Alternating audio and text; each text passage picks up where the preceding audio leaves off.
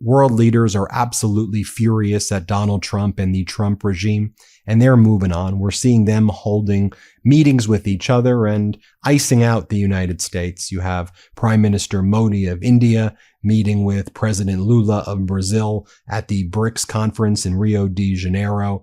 You've got President Lula of Brazil meeting with the president of Indonesia. Take a look right here. This is the face of Mexican foreign policy right now.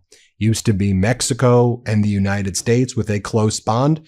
Here you have Mexico's foreign secretary with his Russian counterpart, Sergei Lavrov, at the BRICS Plus Friends Summit last week. Mexico and Russia as the United States weakens its relationship with Mexico. You also have President Cyril Ramaphosa from BRICS, Brazil, Russia, India, China, South Africa, and then others who join, which is called the Sideline Summit, like Mexico joined, and others. But remember how Donald Trump just made a fool of himself in the Oval Office with South African President Cyril Ramaphosa? Well, here's Ramaphosa in Rio de Janeiro. I bet when he was in Rio de Janeiro with the other leaders, they weren't accusing him falsely and defaming his country of committing a white genocide among the farmers in South Africa, which is not happening, and he had to bring his white agriculture African minister into the freaking Oval Office to say, nope, that's not happening. And Trump's like, I don't believe you. Let me show you this video that I've made. How freaking embarrassing was that? You just take a look here at a successful BRICS summit, successful from the sense of bringing in more countries and strengthening BRICS relative to the strength of the United States. I mean, think about it. You had Donald Trump leave the G7 summit after less than a day, run back to the United States, call Vladimir Putin, who offered to mediate the dispute with Iran. Putin then escalated things in Ukraine shortly thereafter, and Trump made a fool of himself while other countries were meeting at the G7. But now you have all of these countries meeting at the BRICS conference. Now, Donald Trump also posted a letter to the president of Brazil, President Lula, saying that he would be tariffing Brazil 50%. Because Donald Trump didn't like that Jair Bolsonaro, the former president who tried to do a coup of Brazil, has been prosecuted by Brazil, frankly, the way Donald Trump should have been prosecuted. So here was Donald Trump's letter to Brazil. And then let me show you President Lula of Brazil's smackdown of Donald Trump. And it should be noted that, like, the majority of our coffee, a massive portion of our orange juice, and lots of other goods that we use here come from Brazil. And it should also be noted that the United States has a trade surplus with Brazil, not a deficit, and that Donald Trump is just making things up right here, and things are going to get more expensive. Look, I know that our markets think that Donald Trump's just a massive taco. It's like, oh, this is what Donald Trump just says. Trump always chickens out. He's going to say this, but then he's going to figure it out. And so anything that Donald Trump says is BS. This is causing long-lasting systemic harm to the American economy. There's a reason that the dollar is off to its weakest start since 1973, because America increasingly is losing its status as the world reserve currency. Also, you take a look at a lot of the other data out there, not the BS data coming out of the White House and all of these Trump stooges, but from the kind of third-party sources with online shopping down, with new construction down, with inflation actually up. I mean, you take a look at some of these stats out right there, and it is all pointing in the direction of a recessionary time. Here's Donald Trump's letter to the president of Brazil. Dear Mr. President, I knew and dealt with the former president, Jair Bolsonaro, and respected him greatly, as did most other leaders of countries. And he randomly capitalizes letters, and that's not even true what he said. The way that Brazil has treated former President Bolsonaro, a highly respected leader, the guy launched a coup, he's not respected, throughout the world during his term, including by the United States, is an international disgrace.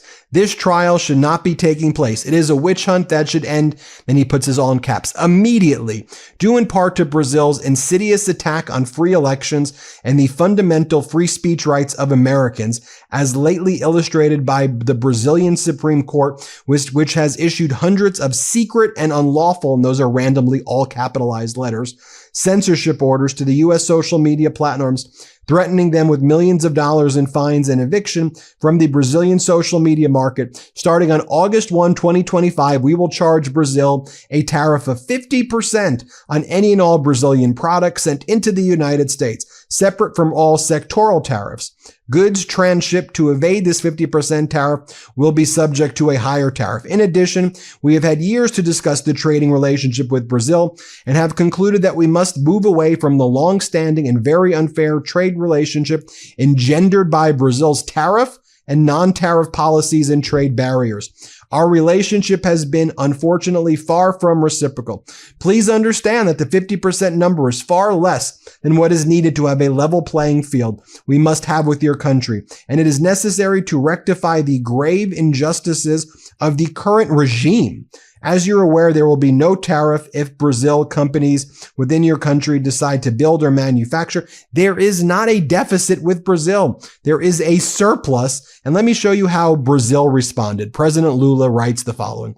In view of the public statement by the American president, Donald Trump, presented on a social media network this Wednesday afternoon, it is important to emphasize, meaning that Lula didn't get it. Trump just posted this on a social media platform. How embarrassing is that? Lula then goes, Brazil is a sovereign country with independent institutions that will not accept being tutored by anyone. The judicial process against those who plan the coup is the sole responsibility of the Brazilian judiciary, and therefore is not subject to any kind of interference or threat that undermines the independence of national institutions. In the context of digital platforms, Brazilian society rejects content involving hate, racism, child pornography, scams, fraud, and speech against human rights and democratic freedom. In Brazil, freedom of expression is not to be confused with aggression or violent practices. To operate in our country, all national and foreign companies are subject to Brazilian legislation. It is false information in the case of the commercial relationship between Brazil and the United States regarding the alleged American deficit. Statistics from the United States government itself confirm a surplus of that country in the trade of goods and services with Brazil in the amount of $410 billion over the last 15 years.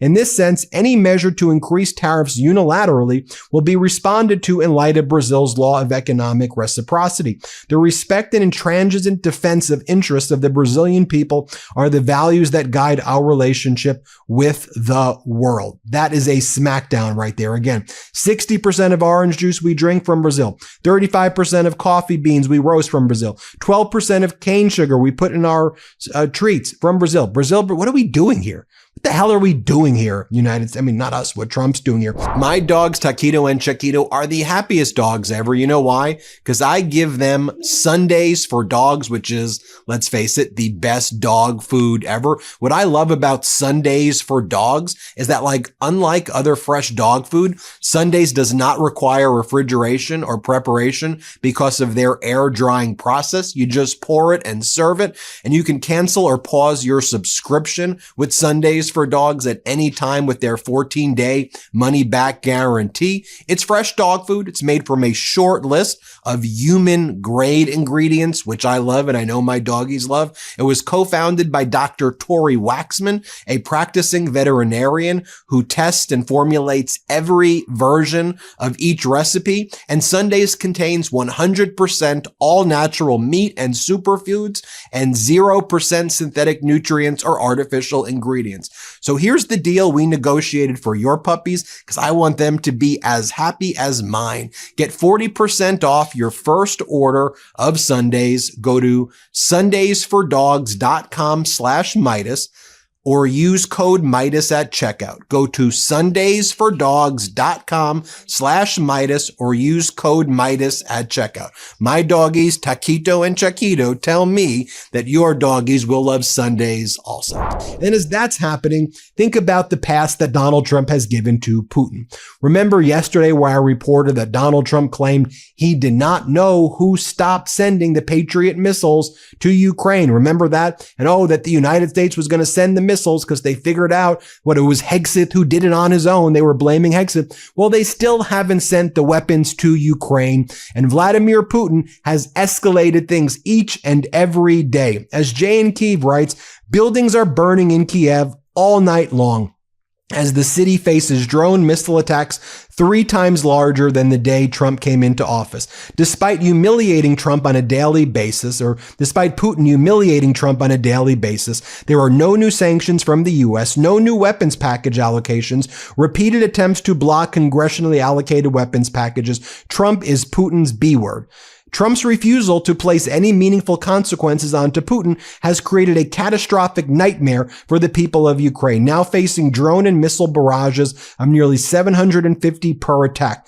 Putin used this time, as we knew he would, to build up his war machine. So Donald Trump held that bizarre press conference yesterday with the 5 African leaders, and a reporter asked him, hey, you said yesterday you weren't sure who ordered munitions being halted to Ukraine. Have you figured it out? And Trump's like, no, I haven't even thought about it. Here, play this clip. Sir, yesterday you said that you were not sure who ordered the munitions halted to Ukraine. Have you since been able to figure that out? Well, I haven't thought about it because we're looking at Ukraine right now and munitions, but I have not gone into it.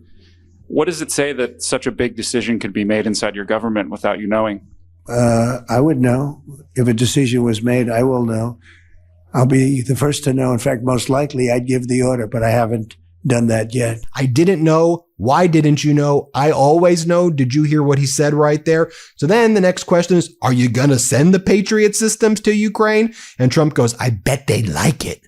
I bet they'd like it. What a sick abuser. That's why I say this guy is a felon. He's an abuser. He's a sexual abuser. He's a fraud. He's a bankrupter, sick, vile piece of trash that he is. Here, play this clip. Yesterday, the Wall Street Journal reported that the White House was weighing whether to send another Patriot air defense system to Ukraine. Can you confirm that reporting? They would like it. They've asked for it. They're very rare indeed, because a lot of systems have been sent to Ukraine. But they would like to. I know they made the request. We're going to have to take a look at it. It's very expensive system. It's a shame that we have to spend so much money on a war that would have never happened if I were president. That's a terrible, terrible war over there, and it's really a shame. It's very sad. When you talk about a system like that, highly sophisticated, tremendous amount of money, and they're doing it because they want to prevent death. They're getting hit hard, very hard. So we're looking at it. Also on Russia. Yesterday, sir, as well, Ukraine was hit by over 700 drones sent by Russia last night. What's your response to that attack? Well, I've been sort of letting people know I'm not happy about what's going on. It's a war that should have never happened. It should not happen now. They're losing. Now it's up. I've been saying 5,000. Now it's up to 7,000.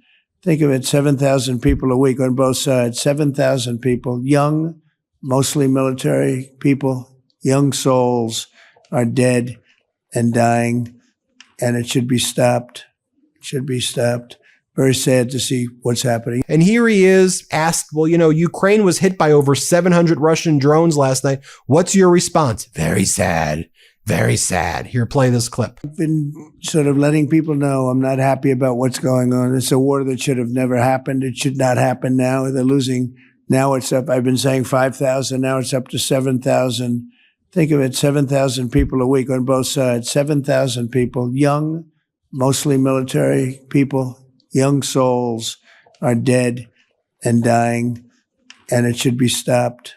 It should be stopped.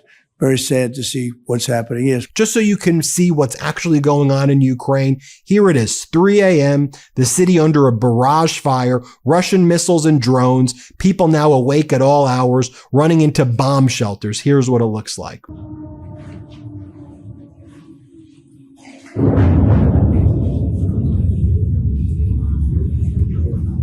And so the Pope Leo XIV invited President Zelensky to the palace in Rome and here at the Vatican. And here is what Zelensky says: "A great honor for me to be here in a place which has contributed to shaping the history of Europe and the world for the past 4 centuries. This meeting and support for Ukraine and our people are of immense importance. We deeply value the assistance, solidarity, and all efforts that bring us closer to a just peace. We feel your sincere prayers and your desire to help our people." Finally, it should be noted that yesterday, Secretary of State Marco Rubio wrote an op-ed in the USA Today where he basically begged countries to buy their defense material from the US. We're seeing lots of countries, whether it's Canada, Australia, they're looking more towards other manufacturers because they don't trust the US. They think the US may bug the stuff, that US is going to give them degraded equipment, that if you start buying stuff from the US will not give you the parts as Donald Trump's extortion plans play out. So here's what Rubio says in his op-ed, so you could read it for yourself. He goes, "NATO allies must allow American firms to compete for defense contracts." Yeah, that's what was buried in there. You must allow. Why do you think they're not allowing it, idiot? Because they don't trust you anymore. Because the world is furious at the Trump regime right now. And you've made America the laughingstock to our enemies. And you've made America a horror show to our once former allies who are now looking elsewhere. Great job, idiots in the Trump regime. Hit subscribe. Let's get to 6 million subscribers. Thanks for watching. Love this video? Continue the conversation by following us on Instagram @MeidasTouch and help us blow past 1 million followers.